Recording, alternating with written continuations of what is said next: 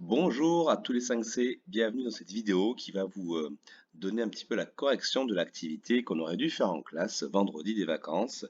Et d'ailleurs, je m'excuse d'avoir été absent, mais voilà, je suis venu au collège pour travailler, j'ai fait 1 heure et après j'étais vraiment trop malade, je ne pouvais pas rester. Donc c'est pas très grave, mais j'ai mis sur Prologue du coup la fiche activité, la fiche correction, hein, je vais vous la faire dans la vidéo, mais vous avez la fiche correction écrite aussi. Et puis, euh, et puis voilà, on y va, c'est parti. Donc, en fait, cette activité avait pour but de vous faire réfléchir sur les cartes SIM. Vous savez, les cartes qu'on trouve dans les téléphones portables notamment, ou qu'on trouve aussi sur les cartes bancaires ou sur les cartes vitales. Pardon, un petit reste de vendredi. Quel métal est utilisé pour ces cartes-là? Alors, vu la couleur comme ça, on pourrait penser peut-être à du cuivre ou à de l'or dans cette couleur un peu particulière. Voyons ce qu'il en est. Donc, j'ai mis des documents à étudier, j'ai posé des petites questions dessus pour essayer de vous guider jusqu'à la réponse. Alors, les 4 métaux les plus conducteurs d'électricité.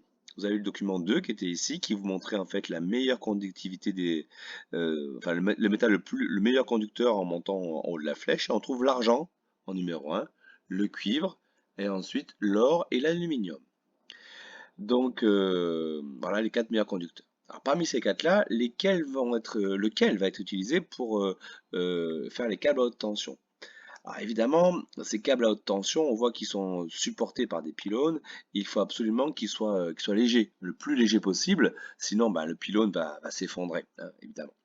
Donc on va regarder le document numéro 3 qui est ici, voilà, et on va voir la masse des métaux en fonction, on va dire, enfin pas en fonction, mais pour 1 cm3 de volume. Donc on prend le même volume de chaque métal pour pouvoir comparer et on regarde ensuite la masse. Et on voit que l'aluminium, c'est le plus petit, hein, voilà, c'est la masse la plus faible, avec simplement 2,7 grammes par centimètre cube. Donc c'est l'aluminium qui est utilisé pour faire les câbles haute tension. Alors ensuite, question suivante, parmi ceux qui restent, donc il faut savoir lequel est utilisé pour les cartes de SIM.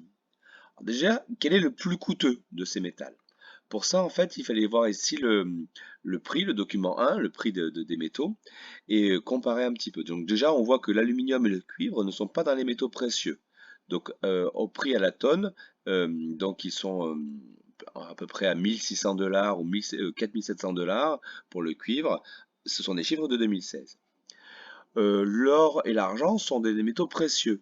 Donc eux sont forcément plus chers, hein. Et là d'ailleurs on donne le prix seulement au kilogramme, par kilogramme, parce que c'est déjà tellement cher qu'en général on ne prend pas des tonnes comme ça facilement d'or ou d'argent. Et on voit que l'or est le plus cher de tous, hein. C'est 44 656 $ par kilogramme. On vous demandait maintenant combien coûtait 1 tonne de ce métal. Alors ce qu'il faut savoir, c'est qu'une tonne, c'est 1000 kilogrammes. Donc comme on a ici le prix pour 1 kg, on multipliait par 1000. Et ça donnait 44 656 000 $ la tonne. Et enfin, on vous demandait de savoir, enfin l'action suivante, l'or a 2 inconvénients majeurs par rapport au cuivre. On vient de voir qu'il était extrêmement cher et il est moins bon conducteur. Pourquoi est-ce qu'on utilise quand même de l'or dans les cartes SIM ou dans les connexions audio de très haute qualité?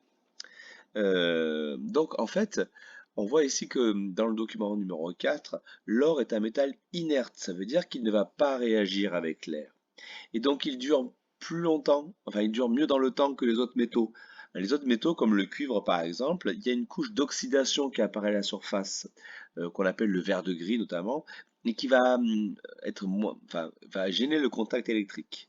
Donc du coup, l'or est vraiment pour ça le métal le plus résistant, on va dire, dans le temps. Alors attention, les cartes SIM, elles sont pas faites en or massif non plus, hein.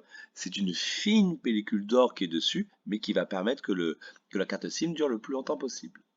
Voilà, j'espère que j'ai été clair dans mes explications. Je vous souhaite de très très bonnes vacances. Au revoir tout le monde, à bientôt.